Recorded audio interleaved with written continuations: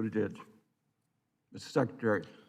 Well, thank you very much, Chairman DeFazio, Ranking Member Graves, and members of the committee. I want to thank you for the opportunity to testify today on the administration's priorities for transportation infrastructure.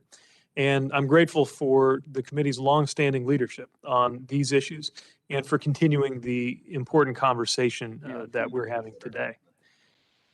I believe that we have, at this moment, the best chance in any of our lifetimes to make a generational investment in infrastructure that will help us meet the country's most pressing challenges today and create a stronger future for decades to come. Our country is now emerging from a pandemic that has taken the lives of more than 535,000 Americans. Relief is on the way, thanks to the President's American Rescue Plan passed by Congress, but there is near universal recognition that a broader recovery will require a national commitment to fix and transform America's infrastructure. There are good reasons why infrastructure has such strong bipartisan support. Every citizen, regardless of political affiliation, shares the need for reliable roads, railways, and air transportation. We all live with the damage that has been caused by a history of disinvestment and the resulting unmet needs that are only growing by the day. Across the country, we face a $1 trillion backlog of needed repairs and improvements, with hundreds of billions of dollars in good projects already in the pipeline. We see other countries pulling ahead of us, with consequences for strategic and economic competition. By some measures, China spends more on infrastructure every year than the US and Europe combined. The infrastructure status quo is a threat to our collective future. We face an imperative to create resilient infrastructure and confront inequities that have devastated communities. Right now, nearly 40,000 Americans die on our roads annually. Millions live in communities isolated or divided by missing or misplaced infrastructure. And millions of Americans don't have access to affordable transportation options to get around.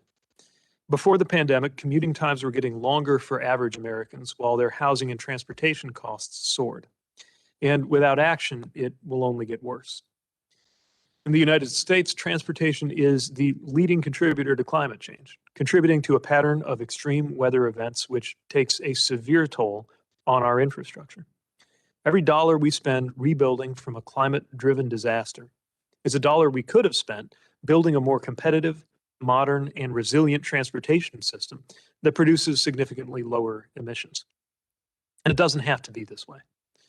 Wise transportation investments are key to making the American dream accessible for all, leading our global competitors in innovation, getting people and goods where they need to be, creating good jobs, jobs that are union or pay prevailing wages, and tackling our climate crisis. Just like those who summoned the will to build the Transcontinental Railroad in the 1800s and the interstate highway system in the 1950s, we too have the opportunity now to imagine and create a different future for American transportation. I know that expectations have been raised before when it comes to major moves in American infrastructure. But now, in this season, we can turn aspirations into action.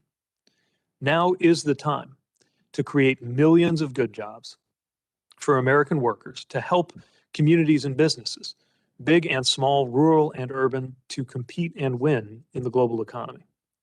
Now is the time to clear the backlog and repair our highways, roads, bridges, maritime ports, airports, and more, to enhance freight and passenger rail, and to provide accessible public transit and mobility options for all.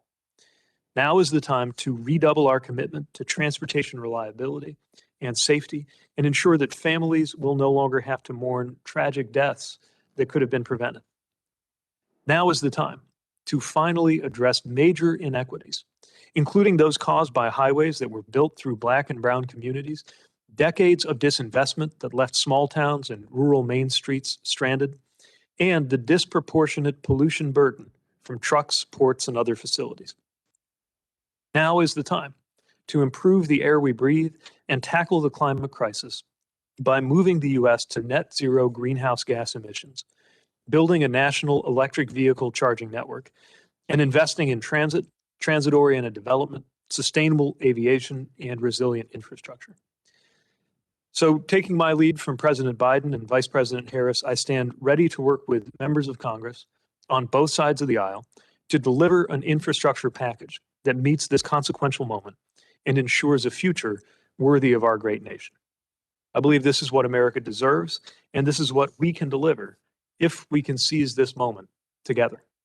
So thank you again for inviting me to be here today, and I'm looking forward to your questions. Thank you, Mr. Secretary. You're off to a great start. You did it in less than 5 minutes, so I appreciate that. So.